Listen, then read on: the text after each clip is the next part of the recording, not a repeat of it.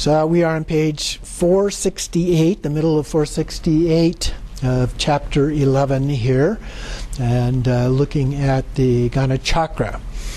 And so then it goes on with the specific explanations, so the more detailed than the part we've covered previously. And we have the supreme mandala of the exaltation of awakening and an overview, and then the section with the support of the distinctions of the consort. So in the overview that I mentioned earlier, it broke down the different types of consorts, and so that's what's being addressed here. So we have first the 12-year-old consort is called a goddess, since her secret place is endowed with 8 petals and her bliss pervades both male and female. And then we have the 16-year-old is called a nagini, since she has 4 petals and gives bliss to the male. The 20-year-old is called a female of lesser characteristics, since she has 2 petals, so bliss is given to the female.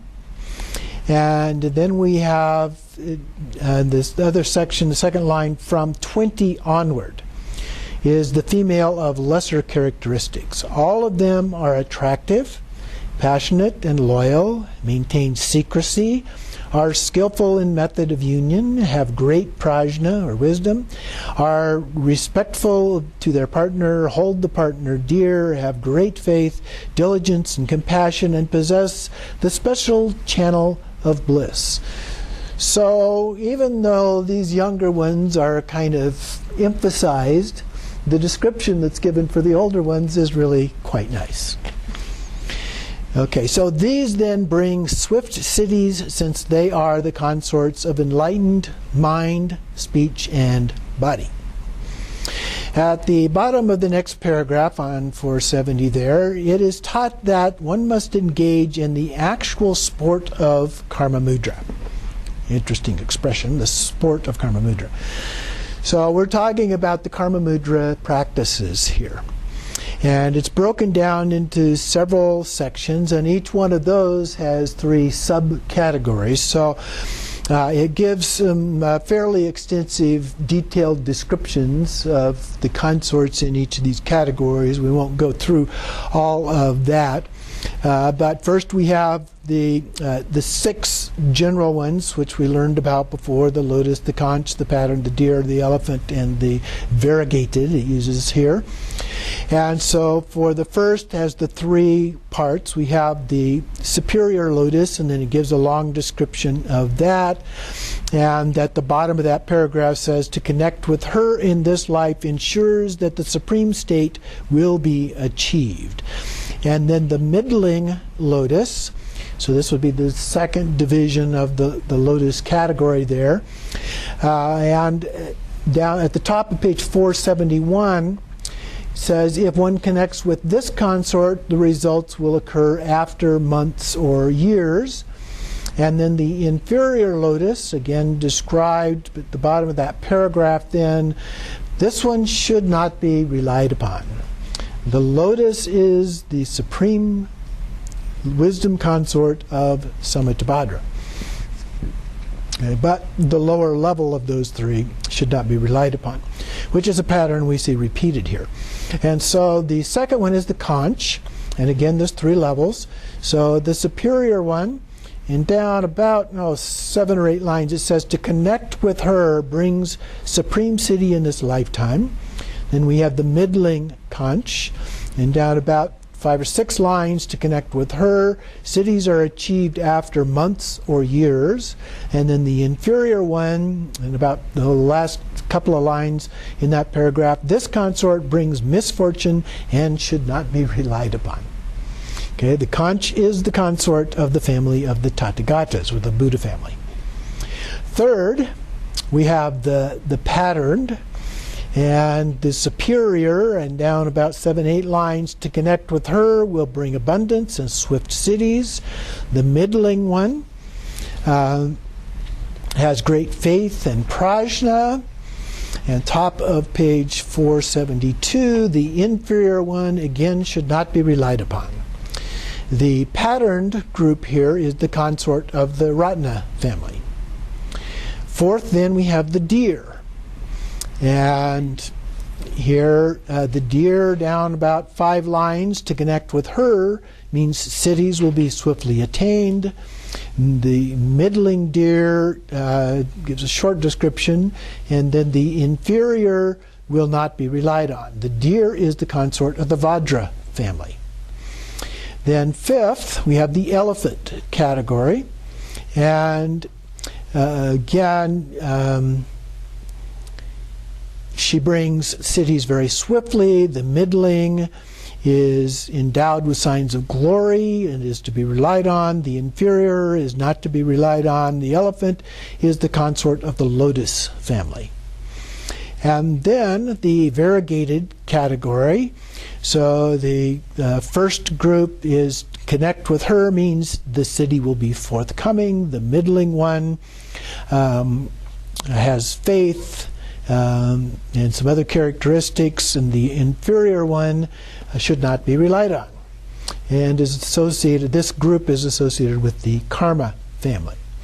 So all of these signs apply to those consorts who are under 20, after which it becomes somewhat indeterminate.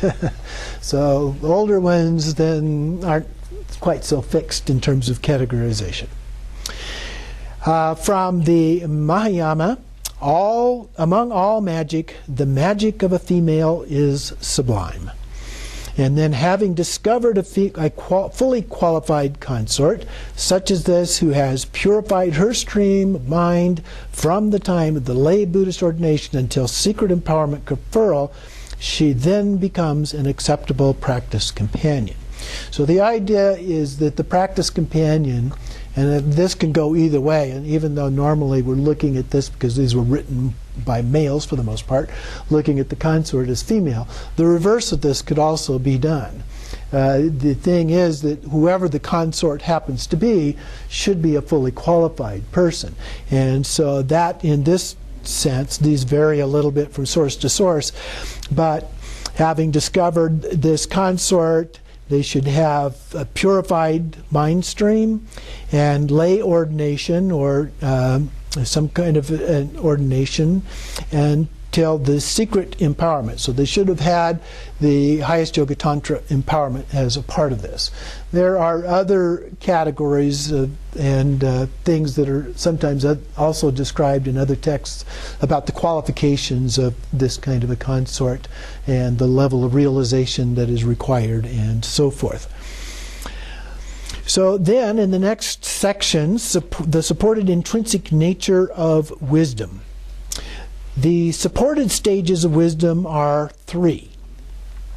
First, having rendered the wind mind functional, one relaxes for several days, eating rich food, exchanging massage, discussing the art of lovemaking, gazing at one another, laughing, and so forth, in order to increase bliss throughout all channels of the body. Okay, so some stimulation going on here, arousal. The second one, seated on a comfortable cushion, one visualizes the male and female deities of the mandala, blessing the secret place of the Vajra and Lotus. The mandala of the awakened ones is generated and invoked there. Through embracing, kissing, squeezing, rubbing the breasts, and so forth, when the essence of bodhicitta is aroused, this constitutes the accomplishment. Then, by then engaging into union with the indivisible male and female, are climatically aroused. This constitutes the great accomplishment. And then third, by the descent of the bodhicitta from the crown to the throat, there is the wisdom of joy. So we're going through the 4 joys here, or sometimes referred to as the 4 blisses. From the throat descending to the heart, the wisdom of supreme joy. From the heart descending to the navel, the wisdom of wisdom free from joy. And from the navel to the secret place, the wisdom of khanat joy, or innate joy. When all elaborations based on fixating and grasping are pacified, there is the exaltation of inconceivable wisdom. This is the supreme offering of great delight. It's not real clear here whether that the intent of that is an orgasm, but there are things in the practice which clearly describe that that is a part of the practice in this case. Now, generally speaking, and in most aspects of doing karma mudra practice, or even jnana mudra where it's visualized, there is no actual orgasm as a part of that, because generally in Tantra you withhold orgasm. You don't engage in the orgasm aspect of this. So the next paragraph, then through the path of the Vajra, the white and red bodhicittas are invoked to fill the 4 chakras and all channels from the navel to the crown. The practitioners delight in immaculate bliss, imagining that the wisdom free from all elaboration becomes all-pervasive is the essence of the sun and moon of accomplishment. So the root Tantra states the mandala is received through the tongue of the Vajra. So that's from the male to the female. Then, by the wheel of technique, conceptual and non-conceptual awareness, distribution throughout the channels occurs. The intrinsic nature is the wisdom intent of Samattabhadra, the genuine wisdom nature of phenomena. The first wisdom purifies the concept of hatred in its place, and it's vividly blissful yet devoid of inherent existence, like mirror-like wisdom. Second, prideful arrogance is purified, and the male and female are indivisible. This is the wisdom of evenness or equanimity. Third, the desire has vanished, knowing the intrinsic nature of bliss to be emptiness is discerning or discriminating wisdom. Fourth, jealousy is purified, and ultimate bliss and emptiness is all-accomplishing wisdom. And then by perfecting the 4 joys of the ascent, freedom of all concepts is the wisdom of the space of phenomena, which is Dharmadhatu. Then, when union is purified as wisdom and the 4 wisdoms are purified, so we have bliss, emptiness, in the space of phenomena, the deity dissolves into the seed syllable. The seed dissolves into the nada, and the nada dissolves into the circle. Usually that's slightly different order. So usually you go from the crescent to the moon into the circle of the bindu and then into the nada at the top. So this gives a little different order here. The circle dissolving into the space of phenomena, and then we have the 5 intrinsic natures, which are the 5 wisdoms, and this is the ultimate wisdom intent of Samattabhadra, male, female, indivisible, space, and wisdom. So they're still in union at that point in time, whether karma mudra or jnana mudra, and so we visualize in that way. And then we have the exposition.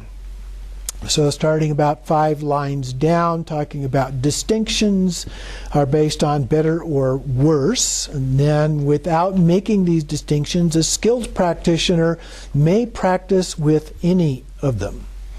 And so this is applied through the 4 branches of approach and accomplishment.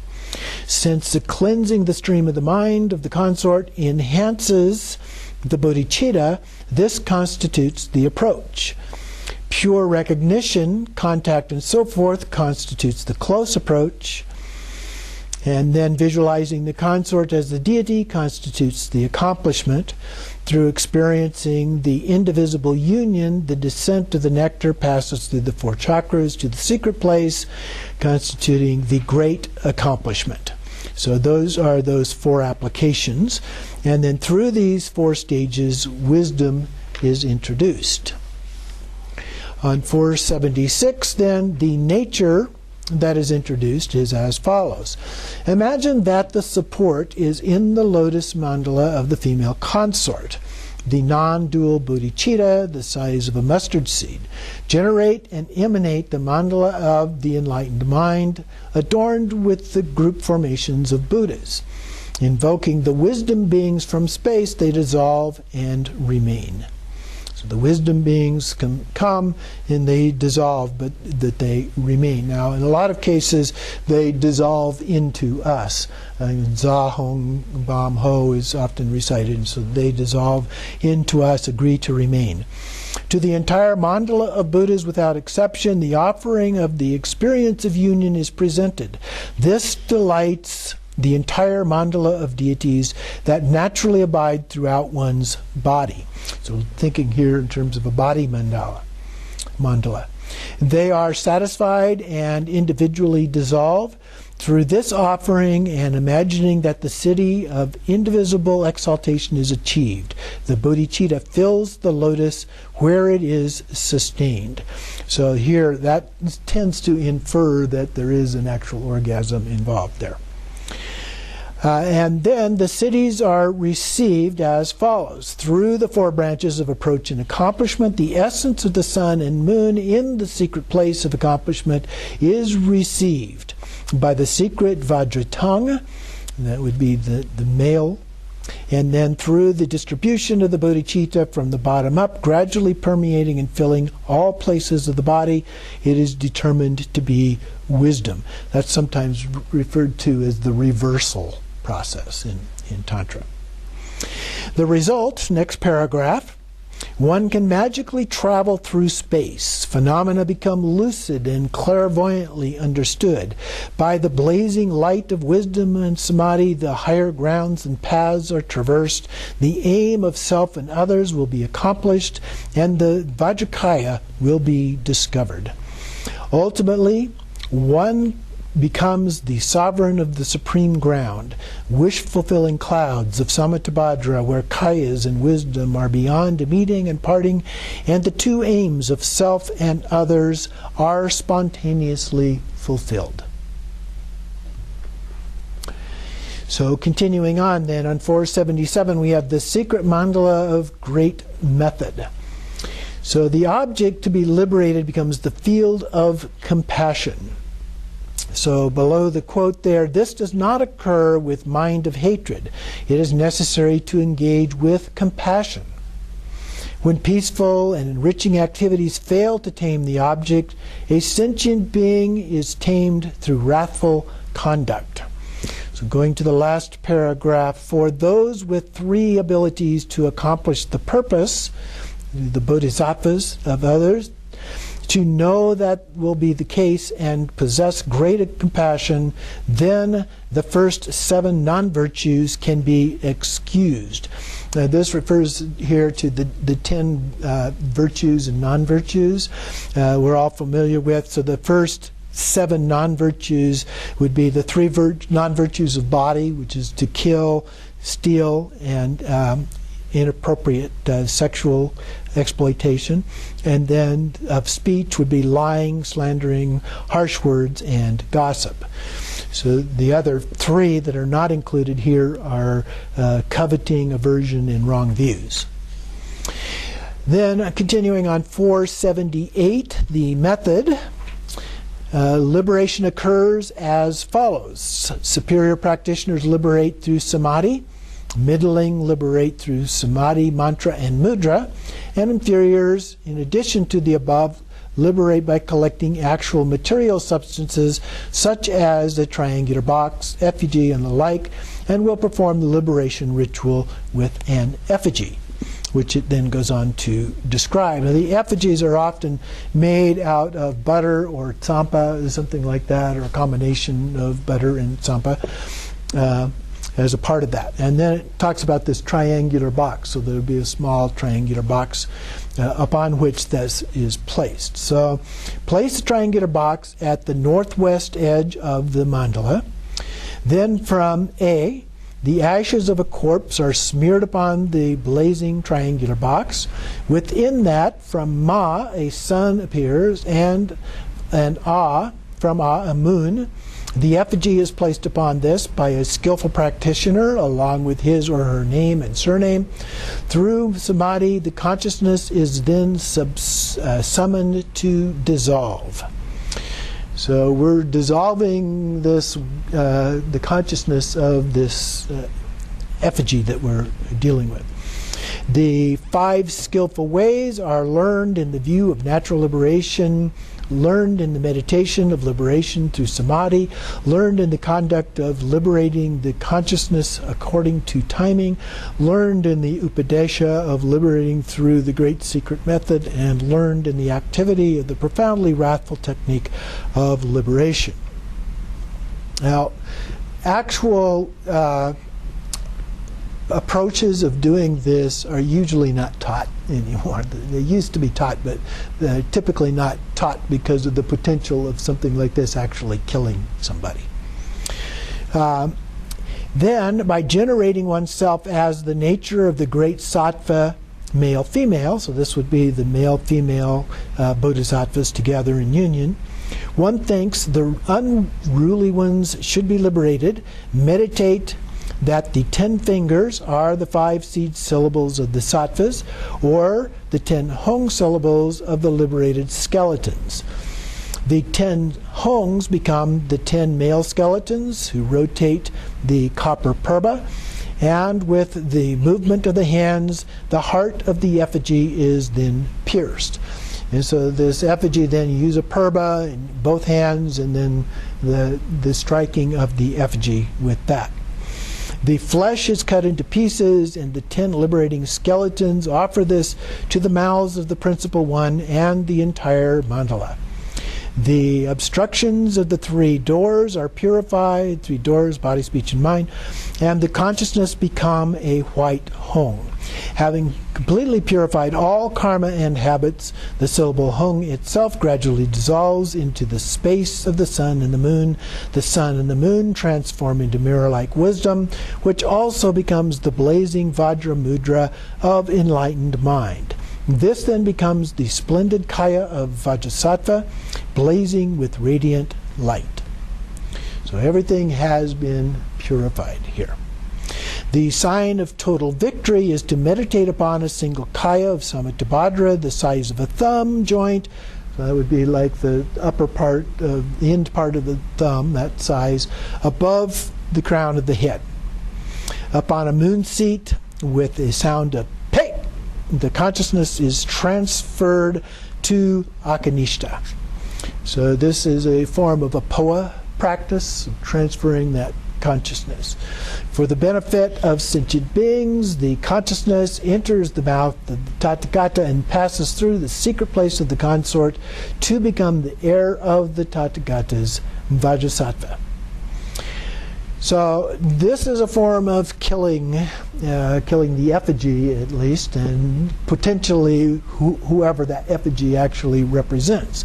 So to the extent it represents a generic form of evil or something like that, as is often done in these practices, that's not so problematic. But to the extent it happens to represent a living being, that potentially could be problematic, and I certainly don't recommend that. At least for our level of practitioners.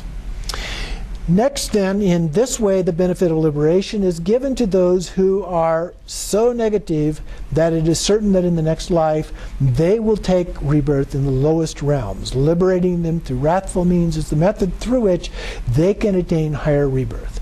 This is the secret, the great secret Vajra vehicle, liberating extremely negative beings from the lower realms, is a method that surpasses any other. But as for me, I will rely upon higher level lamas to do those kinds of activities. And some may claim that this activity of killing involves the karma of hatred. This is not a practice performed by a sublime one on the grounds, and paths, all of the sacred ones liberate beings with the intention of bringing only benefit, and with minds that are free from hatred. Given that beings are placed in the state of liberation, no fault is involved. But I think, just as a precaution, we always need to be careful about the possibility of rationalization. It's very easy to rationalize all kinds of things from a Buddhist perspective, so we need to be very careful about doing that. Continuing on page 480, the magical mandala of wisdom. How the magical wisdom mandala cannot be sullied by the faults of union and liberation is as follows. Ultimately, the fundamental nature of phenomena means the primordial, unborn nature just as it is, like space. The relative truth, there are many varieties of appearances, like optical illusions. Last paragraph, phenomena are primordially pure. Union and liberation are primordially pure as well. Even while engaging in the activity of union and liberation, ultimately there is not even a particle's worth of negativity accumulated by anyone associated with the activity of union and liberation, since there is no fixation and grasping. So in terms of particularly a karma mudra type of practice where we can get attached, the idea is that we transcend that level of attachment to any other being, okay, as a part of that. So no fixation or grasping. And then down below those three quotes, in order to incur ordinary negativity, it is necessary to have ordinary fixation on inherent existence. If the lack of inherent existence is understood, perception changes, and there is no fixation or attachment. Then, even if negativity is incurred, it does not constitute a downfall. So from the root Vinaya Sutra, a dream is like the non-existent. The result of this has never been created. So if we can do it from that perspective, then we're not going to get into trouble with it. It continues on, the quote continues on, there is no downfall if perceptions change, since intention is primary. So just like with karma, intention is the primary issue here. Then continuing on in the next paragraph, by understanding that union and liberation are non-existent, like a dream, without fixation upon true existence, awareness becomes the wisdom deity, and no fault is accrued.